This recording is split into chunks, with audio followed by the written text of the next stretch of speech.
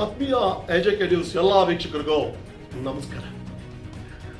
ನಾನೊಬ್ಬ ಪತ್ರಕರ್ತರಾಗಿ ದೊಡ್ಡಬಳ್ಳಾಪುರ ತಾಲೂಕಿನಲ್ಲಿ ಜರ್ನಿ ಏನ್ ಸ್ಟಾರ್ಟ್ ಮಾಡಿದೆ, ಅಲ್ಲಿಂದ ಇಲ್ಲಿವರೆಗೂ ಒಂದಷ್ಟು ಘಟನೆಗಳು ಈ ಒಂದು 6 ವರ್ಷಗಳಲ್ಲಿ ಸಾಕಷ್ಟು ರಸ್ತೆ ಇರ್ಬೋದು, ಮೋರಿ ಇರ್ಬೋದು, ಚರಂಡಿ ಇರ್ಬೋದು, ಇನ್ನು ಬೇರೆ ಬೇರೆ ತರ ವಿಚಾರಗಳು ಬಂದಾಗ ಅಲ್ಲಿ ನಡೆದಂತಹ ಘಟನೆ ಹೇಗಿತ್ತು ಅಂತಂದ್ರೆ ಇವತ್ತವರೆಗೂ ಅದರಲ್ಲಿ ಕೆಲವನ್ನ ನಾನು ಎಪಿಸೋಡ್ ಆಗಿ ಮಾಡಿ ನಿಮ್ಮ ಮುಂದೆ ತರಬೇಕು ಅಂತ.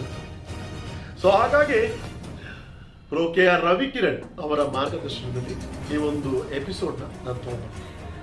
ಅಂದ್ರೆ ದೊಡ್ಡಬಳ್ಳಾಪುರ ತಾಲೂಕಿಗೆ ಸಂಬಂಧಪಟ್ಟ, ಅದರಲ್ಲೂ ಸಾಮಾಜಿಕ ಕಳಕಳಿ ಚಿಂತನೆಗಳು ಏನಿದ್ವು, ಮೂಲಭೂತ ಸೌಕರ್ಯಗಳು ಏನಿತ್ತು, ಅದಕ್ಕೆ ಸಂಬಂಧಪಟ್ಟಂತಹ ಕೆಲವು ವಿಚಾರಗಳನ್ನ ನಾನು ನಿಮ್ಮ ಮುಂದೆ ತಗೋಬೇಕು. ನನಗೆ ಆಗಿರುವಂತಹ ಅನುಭವ. ಸೊ ನಾನು ಮೊದಲಿಗೆ ನಮ್ಮ ದೊಡ್ಡಬಳ್ಳಾಪುರ ತಾಲೂಕಿನ ಒಟ್ಟಾರೆ ಎಲ್ಲ ಏನಿವತ್ತು 400 ಹಳ್ಳಿಗಳು ಹತ್ರ ಇದೆ, ಸಣ್ಣ ಪುಟ್ಟ ದೊಡ್ಡ ಹಳ್ಳಿ ಎಲ್ಲ ಸೇರಿದ್ರು ಅಲ್ಲೇ ಆಗ್ತಾ ಇರುವಂತಹ ಒಂದು ಬೆಳವಣಿಗೆ ತಾವೆಲ್ಲ ಗಮನಿಸಬೇಕು. ಆ ಒಂದು ವಿಚಾರ ನನ್ನ ಮನಸ್ಸಲ್ಲಿ ಇವತ್ತಿಗೂ ತುಂಬಾ ನೋವಾಗ್ತಿದೆ. ಪ್ರತಿ ಸರಿ ನಾನು ಯೋಚನೆ ಮಾಡಿದಾಗೆಲ್ಲಾನು ತುಂಬಾ ದುಃಖ ಆಗ್ತಿದೆ ನನಗೆ. ಯಾಕೆ ಅಂದ್ರೆ ಆ ವಿಚಾರ ನಾನು ನಿಮ್ಗೆ ಹೇಳ್ತಿದ್ದೆ. ಎಲ್ಲರೂ ಅಷ್ಟೇ ಆರೋಗ್ಯ ಇದ್ರೆ ಖಂಡಿತ ಅವರು ಎಲ್ಲಾ ಕೆಲಸವನ್ನು ಮಾಡ್ಬೋದು, ಎಲ್ಲಾದ್ರಲ್ಲೂ ಶ್ರೀಮಂತರೆ ಅಂತಾನೆ ಹೇಳ್ಬೋದು. ಆರೋಗ್ಯಕ್ಕೆ ಮುಖ್ಯವಾಗಿ ಬೇಕಾಗಿರೋದು ಕುಡಿಯೋ ಶುದ್ಧವಾದ ನೀರು. ಈ ನೀರು ಪ್ರತಿ ಹಳ್ಳಿಯಲ್ಲೂ ಏನು ವಾಟರ್ ಫಿಲ್ಟರ್ ಅಂತ ಇದೆ, ತಮ್ಗೆಲ್ಲ ಗೊತ್ತು. ಅದರಲ್ಲೇ ಎಷ್ಟೋ ಫಿಲ್ಟರ್ಗಳು ನಿಂತು ಹೋಗಿದಾವೆ, ಇನ್ನೆಷ್ಟೋ ಫಿಲ್ಟರ್ಗಳು ಅರ್ಧಕ್ಕೂ ಕೆಲಸ ಮಾಡ್ತಿದಾವೆ, ಇನ್ನೆಷ್ಟೋ ಫಿಲ್ಟರ್ಗಳು 2-3 ಇದ್ರೂ ಒಂದೊಂದೇ ಕೆಲಸ ಮಾಡ್ತಿದಾವೆ, ಇನ್ನೆಷ್ಟೋ ಕಡೆ ಅದ್ರ ಮಾತೇ ಇಲ್ಲ. ಅದಾಗಿರ್ಲಿ, ಆ ಶುದ್ಧ ಕುಡಿಯುವ ನೀರಂತಿದಾರಲ್ಲ, ಅದು ಶುದ್ಧೀಕರಣ ಬರ್ತಾ ಇದೆಯಾ ಇಲ್ಲ ಅನ್ನೋದು ಸಹ ಗೊತ್ತಿಲ್ಲ. ಆದ್ರೆ ನಮ್ ಜನ ಮಾತ್ರ ಪ್ರತಿದಿನ ಅದನ್ನು ತಗೊಂಡೋಗಿ ಕುಡಿತಾ ಇದ್ದಾರೆ. ಯಾಕಂದ್ರೆ ಎಲ್ಲರೂ ಬಿಸಿ. ಸೊ ಇರ್ಲಿ, ನಾನು ಆಮೇಲೆ ಹೇಳ್ತೀನಿ. ಅದು ಮೊದಲಿಗೆ ನಾನು ಹೇಳ್ತಾ ಇರೋದು ವಿಚಾರ, ಈ ಶುದ್ಧ ಕುಡಿಯುವ ನೀರಂತ ಏನಿದೆ, ಈ ಘಟಕಗಳಿಗೆ ಒಳಗಡೆ ಹೋಗಿ ನೋಡಿದ್ರೆ ಯಾವ ತರ ಇದೆ ಅಂತಿರ್ರಿ, ಅಲ್ಲಿರೋ ಪರಿಸ್ಥಿತಿ ಯಾವ ತರ ಇದೆ ಅಂತೀರಾ? ಬಾಬಾ ಹೇಳಕ್ಕೆ ಆಗಲ್ಲ ರೀ.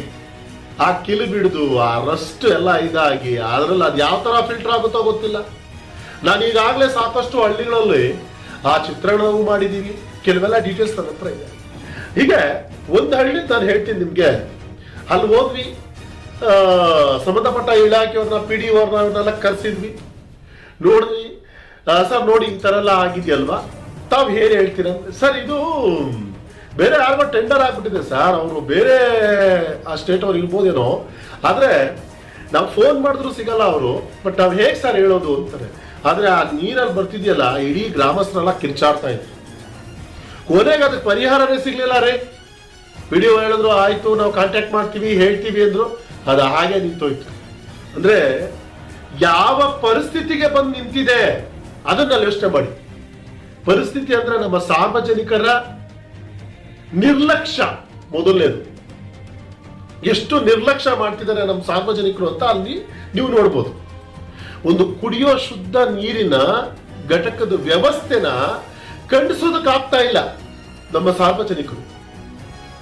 ಸರಿ, ಹಾಗೂ ಖಂಡಿಸಿ ಪತ್ರಕರ್ತರು ಹೋಗಿ ಏನೋ ಇದು ಮಾಡಿದಾಗ, ಸಂಬಂಧಪಟ್ಟ ಇಲಾಖೆ ಬಂದಾಗ ನಾನು ಕಾರಣ ಹೇಳಿದೆ ಅವಾಗ ನಿಮ್ಗೆ. PDO ಅವ್ರನ್ನ ಕರೆಸಿ ಕೇಳಿದ್ರು, ಸರ್ ಯಾರೋ ಹೊರಗಡೆ ಟೆಂಡರ್ ತಗೊಂಡಿದ್ದಾರೆ, ಅವರು ಫೋನ್ಗೂ ಸಿಗಲ್ಲ ಸರ್, ನಾವ್ ಏನ್ ಮಾಡೋದು ಅಂತ. ಆದ್ರೆ ಒಂದು ಪ್ರಶ್ನೆ ನಂದು, ಅಲ್ಲಿ ಬರೋ ದುಡ್ಡು ತಗೊಳೋದಕ್ಕೆ ಬರ್ತಾರ ಅಲ್ವಾ? ದುಡ್ಡು ತಗೋತಾ ಇರ್ತಾನೆ. ಆದ್ರೆ ಅದಕ್ಕೆ ಕ್ಲಿಯರ್ ಆಗಿ ಏನು ವಾಟರ್ ಶುದ್ಧೀಕರಣ ಇದೆಯಾ, ಜನಕ್ಕೆ ನೀಟಾಗಿ ತಲುಪ್ತಾ ಇದೆಯಾ, ಇದೆಲ್ಲ ನೋಡ್ಬೇಕಾದ ಜವಾಬ್ದಾರಿ ಯಾರ್ದು? ನೀವೇ ಹೇಳಿ. ಆದ್ರೆ ಇದು ಒಟ್ಟಾರೆ ವಿಚಾರ ನಾನು ಏನ್ ಹೇಳ್ತಾ ಇದ್ದೀನಿ ಅಂದ್ರೆ, ನಮ್ಮ ಸಾರ್ವಜನಿಕರ ನಿರ್ಲಕ್ಷ್ಯ ಮೊದಲನೇದು. ನೀವೆಲ್ಲಾನು ನಿಮ್ಮ ಆರೋಗ್ಯಗಳನ್ನ ಇವತ್ತು ದೊಡ್ಡಬಳ್ಳಾಪುರ ನಗರದಲ್ಲಿರುವಂತಹ ಹಾಸ್ಪಿಟ್ಲ್ಗಳು, ಏನು ಖಾಸಗಿ ಹಾಸ್ಪಿಟಲ್ ಆಗ್ಬೋದು, ಇಲ್ಲ ಸರ್ಕಾರಿ ಇವಾಗೆಲ್ಲ ಹಾಸ್ಪಿಟಲ್ ಆಗಿರ್ಬೋದು, ತಾವು ಒಂದ್ಸರಿ ನೋಡಿ ಎಷ್ಟು ಜನ ಇವತ್ತು ಅನಾರೋಗ್ಯದಿಂದ ನರಳ್ತಾ ಇದ್ದಾರೆ ಅಂತ. ಏಜಿಂಗ್ ಲಿಮಿಟೆಡ್ ಇಲ್ಲ. ಬಹು ಮುಖ್ಯವಾಗಿ ಮನುಷ್ಯನಿಗೆ ಬೇಕಾಗಿರೋದು ಶುದ್ಧ ಕುಡಿಯುವ ನೀರು. ಇದ್ರ ಬಗ್ಗೆ ಯಾವ ಸ್ಥಳೀಯರು ನಿಂತ್ಕೊಂಡು ಪ್ರತಿಭಟನೆ ಮಾಡಿ ಅದನ್ನ ಕ್ಲಿಯರ್ ಆಗಿ ಮಾಡ್ಕೊಂಡಿದ್ದಾರೆ? ಆಗ್ತಾ ಇದೆಯಾ ಹೋಗ್ಲಿ? ಖಂಡಿತ ಇಲ್ಲ. ಇದು ಯಾಕೆ ಈ ತರ ಇದೆ? ಇದೊಂದು ಪ್ರಶ್ನೆ ಆಗೇ ನಿಂತಿದೆ. ಏನ್ ಮಾಡ್ಬೋದು? ಇದು ಸುಮಾರು ಹಳ್ಳಿಗಳಲ್ಲಿ ಇವತ್ತು ನಡೀತಾ ಇರುವಂತಹ ಒಂದು ನೈಜವಾದ ಸ್ಥಿತಿ ನಮ್ಮ ದೊಡ್ಡಬಳ್ಳಾಪುರ ತಾಲೂಕು. ನಾನಿಲ್ಲೇ ಜನಪ್ರತಿನಿಧಿಗಳಾಗ್ಬೋದು, ಅಧಿಕಾರಿಗಳಾಗ್ಬೋದು, ಇಲ್ಲ ಸಂಬಂಧಪಟ್ಟ ಇಲಾಖೆಗಳಾಗ್ಬೋದು, ಆಮೇಲೆ ನಮ್ಮ ಸಾರ್ವಜನಿಕರಾಗ್ಬೋದು, ಇಲ್ಲ ಸ್ಥಳೀಯವಾಗಿರುವಂತಹ ಪ್ರಜೆಗಳಾಗ್ಬೋದು, ಎಲ್ಲ ಸೇರ್ಕೊಂಡ್ರು ಯಾಕೆ ಇದೆಲ್ಲ ತಡೆಗಟ್ಟಕ್ ಆಗ್ತಾ ಇಲ್ಲ? ಯಾರೇನೋ ಎಲ್ಲೋ ಕೂತ್ಕೊಂಡು ಯಾರೋ ನೀರು ಬಿಡ್ತಿದ್ದಾರೆ, ಅದನ್ನ ಕುಡ್ಕೊಂಡೇ ಇರ್ಬೇಕಾ? ಈ ತರಹ ಪರಿಸ್ಥಿತಿಯನ್ನ ಎಷ್ಟು ದಿನ?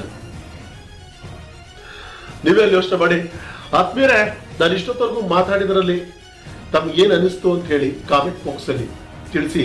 ಹಾಗೆ ತಮ್ಮ ತಮ್ಮ ವ್ಯಾಪ್ತಿಗೆ ಬರುವ ಗ್ರಾಮಗಳಲ್ಲಿ ಈ ತರಹ ಪರಿಸ್ಥಿತಿಗಳಿರ್ತವೆ, ಕೆಳಗಡೆ ಒಂದು ಲೈನ್ ಬರ್ಬಿಟ್ಟು ಕಳಿಸಿ. ಮತ್ತೊಂದು ವಿಡಿಯೋ ನಾನು ನೈಜ ಘಟನೆ ತಗೊಂಡ್ಬರ್ತೀನಿ. ಅದು ಸಹ ಇಡೀ ತಾಲೂಕಿಗೆ ಸಂಬಂಧಪಟ್ಟಿರೋದು. ಸೊ ಅದರ ವ್ಯವಸ್ಥೆ ಅಂತೂ ಕೇಳಲೇಬೇಡಿ. ಬನ್ನಿ ನೋಡೋಣ.